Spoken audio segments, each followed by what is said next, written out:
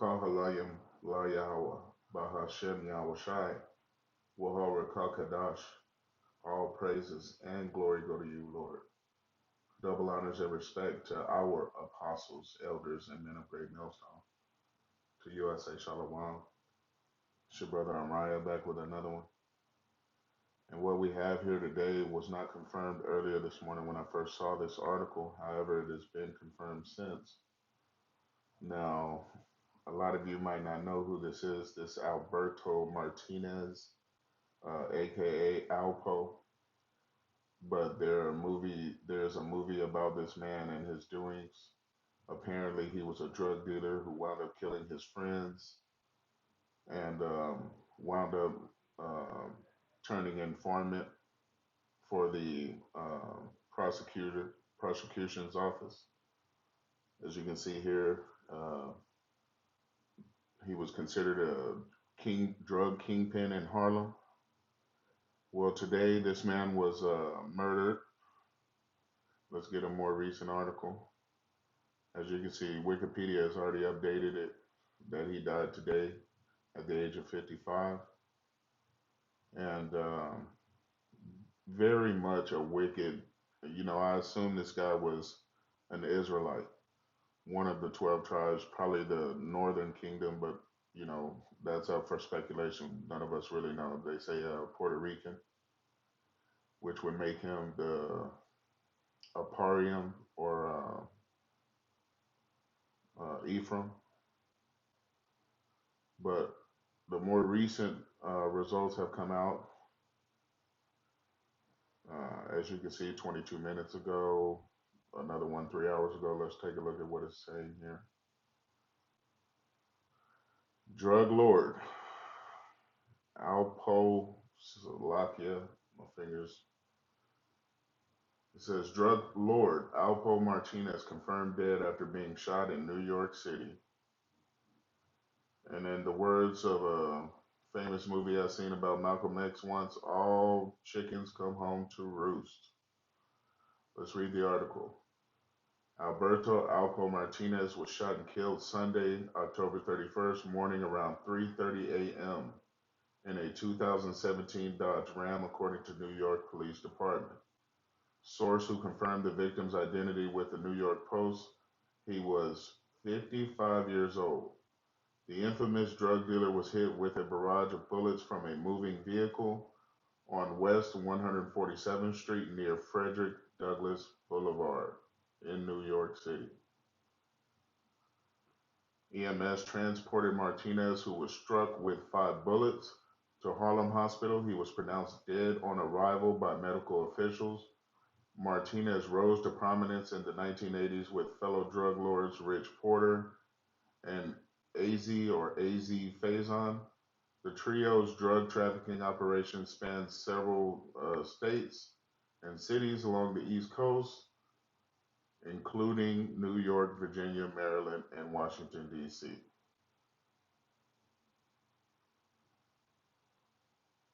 And that's all we're going to get. Let's look into this guy, Alpo. Do you mind taking me on a tour exactly of where it happened, how it happened? No. And kind of walk me through it.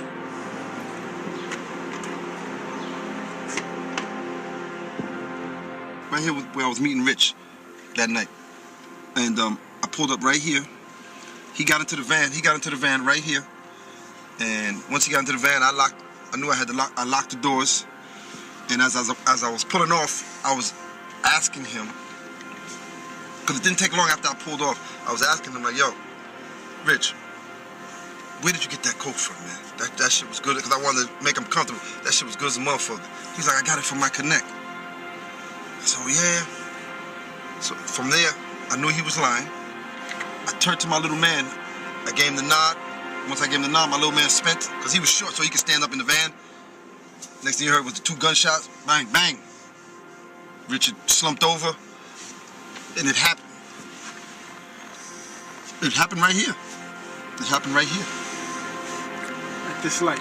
At this light, it happened. I'm saying, in my mind, I'm saying to my little man, yo, he's dead. He's done it. He just got hit with a 357. How did you feel? Was you mad? Was you angry? Like, what was going on in your head? I was very mad. I just killed a nigga that I loved, a nigga that I was getting money with, a nigga that I called my brother.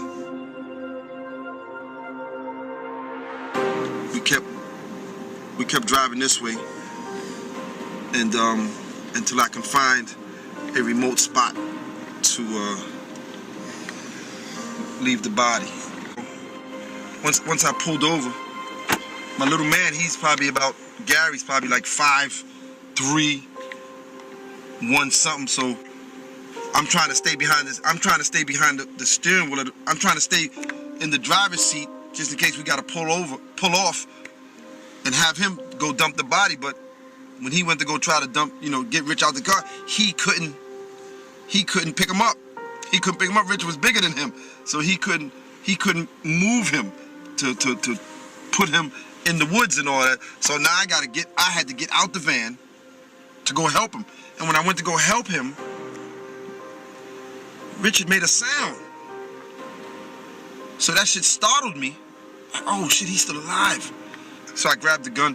I grabbed the gun from my little man and put one in his head. And then I had to pick him up. And dump him in the woods and leave his body. I was able to, get him where he needed to be. And then we jumped back in the van, and I made sure I didn't skid off or anything like that to leave any kind of tracks. And we left. And the rest was the newspapers. The rest was history. Now that we're getting towards, I hope you get a good view on what this man's entire life was about. It was full of wickedness. And Job chapter 20, verse 4 says, knowest thou not this of old, since man was placed upon the earth, that the triumphing of the wicked is short, and the joy of the hypocrite but for a moment? And clearly this man was a foolish man, because he didn't quite understand what these scriptures mean, but it means, again, all chickens come home to roost eventually. You're going to pay for the things that you have done. And the Lord had him paid on October 31st, 2021, for things that happened well over 20 years ago. Huh? Amos chapter 3, verse 6, it says, shall a trumpet be blown in the city, and the people not be afraid? Shall there be evil in a city, and Yahweh have not done it? Huh? Yahweh is the one that brought this on this man. The recompense, the judgment. And back to Job, it says, Job chapter 4, verse 7, it says, remember, I pray thee, whoever perished, meaning died, being innocent, or where were the righteous cut off? And I charge you to say, was this man innocent?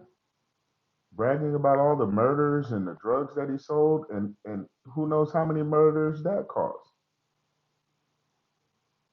Job 4 and 8, even as I've seen, they that plow iniquities and sow wickedness reap the same.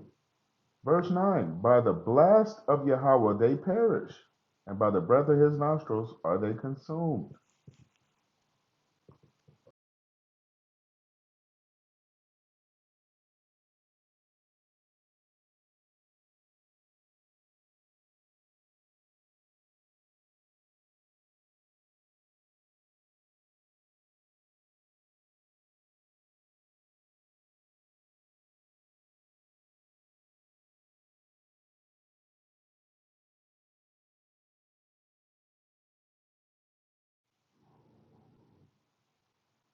This is Isaiah chapter 13 and verse 11. It says, and I will punish the world for their evil, and the wicked for their iniquity. And I will cause the arrogancy of the proud to cease, and I will lay low the haughtiness of the terrible. And the Lord is giving you premonitions now, all you out here who are committing wickedness, that think there are no consequences. This is for you. This is Ecclesiastes chapter 8 and verse 11. It says, because sentence against an evil work is not executed speedily, therefore the heart of the sons of men is fully set in them to do evil. Huh? Though a sinner do evil 100 times, and his days be prolonged, yet surely I know that it shall be well with them that fear Yahweh, which fear before him. And clearly, this man wasn't in fear. He walked around arrogantly talking about the murders he committed after, um, you know, what's the term? Ratting, snitching, whatever. After becoming an informant for the prosecution and doing a little bit of time, he arrogantly talked about the murders that he had committed, thinking that he had just simply gotten away with it.